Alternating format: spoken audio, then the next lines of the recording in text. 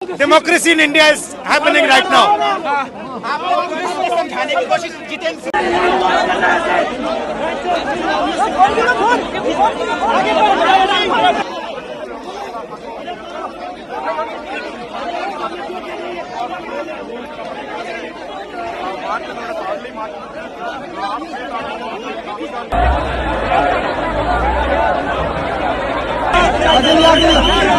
चलो राहुल गांधी के मुंह से खून निकल रहा है। राहुल गांधी के नाक से खून निकल रहा है।